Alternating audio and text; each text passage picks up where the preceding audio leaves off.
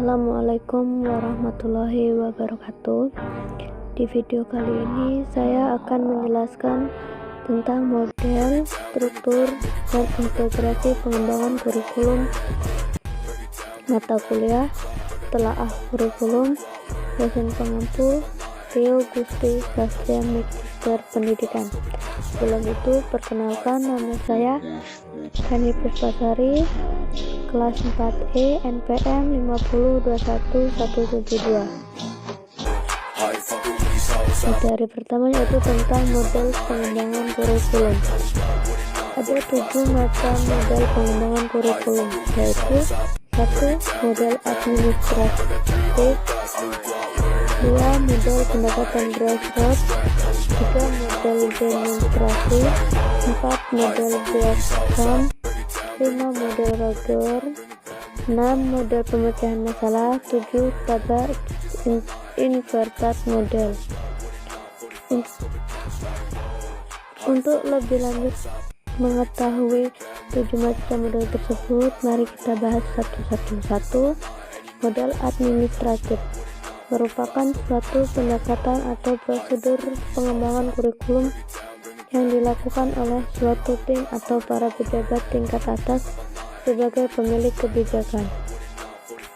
Model pendekatan grassroots. Pendekatan grassroots yang disebut juga dengan istilah pendekatan bottom up, yaitu suatu proses pengembangan kurikulum yang diawali dari keinginan yang muncul dari tingkat bawah, yaitu sekolah sebagai satuan pendidikan ataupun guru. Model demonstrasi pada dasarnya bersifat grassroots, datang dari bawah. Model ini umumnya berskala kecil, hanya mencakup satu atau beberapa sekolah, satu komponen kurikulum atau mencakup seluruh komponen kurikulum. Model Beckham menggunakan metode Beckham ini dikembangkan oleh Beckham, ahli di bidang kurikulum. Hal ini memiliki 5 bagian pembuat keputusan. 5 tahap tersebut adalah memutuskan arena, menetapkan personalita, tim menyusun, implementasi kurikulum, dan evaluasi kurikulum. Model Roger.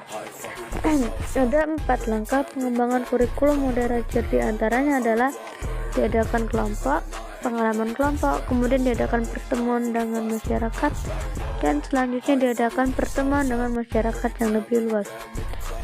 Model pemecahan masalah atau model ini juga dengan nama action based model, dengan asumsi bahwa perkembangan kurikulum merupakan perubahan sosial.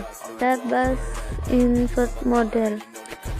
Model pengembangan kurikulum ini dikembangkan oleh Hilda Taba atas dasar data induktif yang disebut model terbalik, karena biasanya pengembangan kurikulum didahului oleh konsep-konsep yang secara deduktif. 2. Struktur kurikulum merupakan pola dan susunan mata pelajaran yang harus ditempuh oleh peserta didik dalam kegiatan pembelajaran. Struktur kurikulum terdiri dari 3 komponen, yaitu komponen mata pelajaran, komponen muatan lokal, dan komponen pengembangan diri. Struktur kurikulum SD. Struktur kurikulum SD atau MI dibagi menjadi 3 fase. 1. Fase A untuk kelas 1 dan 2. 2. Fase B untuk kelas 3 dan 4. 3. Fase C untuk kelas 5 dan 6. Terakhir ada integrasi pengembangan kurikulum. Integrasi kurikulum adalah kurikulum yang menekankan hubungan di antara pelajaran satu dengan pelajaran lainnya, namun tetap memperhatikan karakteristik masing-masing bidang studi tersebut. Pelaksanaan pengembangan integrasi kurikulum, maka ada beberapa hal yang perlu dilakukan, yaitu tujuan pembelajaran terintegrasi, klasifikasi pengintegrasian tema atau pokok materi, pemaduan konsep dalam pembelajaran terintegrasi. Itulah materi hari ini yang bisa saya jelaskan. Apabila ada salah kata saya mohon maaf, dengan Allah saya mohon ampun. Saya akhiri. Wassalamualaikum warahmatullahi wabarakatuh.